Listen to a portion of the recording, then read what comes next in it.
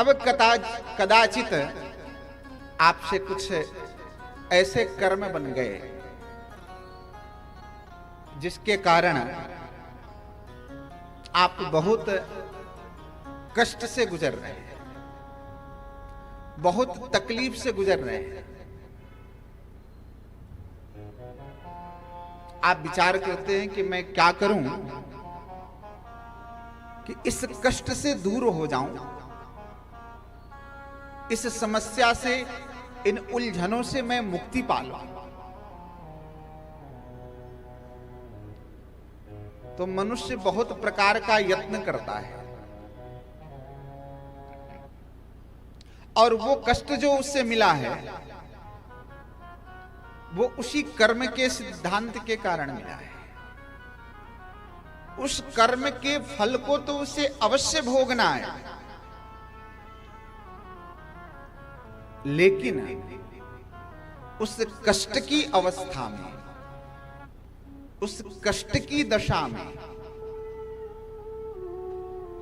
यदि वह भगवन नाम का आश्रय ले ले तो उससे कष्ट का एहसास नहीं होता है। जैसे कहीं वृष्टि हो रही हो और वृष्टि में आप निकल रहे हैं, आपके चाहने से वृष्टि बंद तो नहीं होगी, लेकिन आपने छतरी का सहारा ले लिया। उस छतरी को यदि आपने पकड़ लिया तो धूप होगी तो भी जो है उस धूप का एहसास आपके ऊपर नहीं होगा। वर्षा तो होगी तो उसका भी एहसास आपको नहीं होगा, आप उससे बच जाएंगे। लेकिन वो होना जरूर है, वो होकर के रहेगा, लेकिन उसका एहसास आपको नहीं होगा, कम एहसास होगा। इसलिए कर्म के साथ साथ ईश्वर आराधना अपेक्षित है।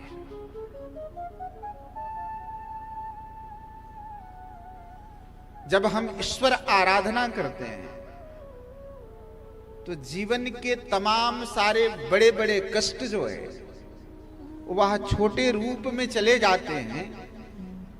हमें अनुभव ही नहीं होता कि कैसे हम इन तमाम कष्टों से निकल गए। यह श्रीमद् भागवत की कथा यह हमें यही संदेश देती है कि जीवन में जो कष्ट आने हैं वो आएंगे, उनसे बच नहीं पाओगे, लेकिन उन कष्टों का असर हमारे जीवन में बहुत अधिक नहीं हो। उसके लिए क्या करना है? उसके लिए ईश्वर की सन्निधि, आचार्य सत्पुरुष का मार्गदर्शन ही उस तमाम कष्टों से हमें बाहर मुक्त करके निकालता है।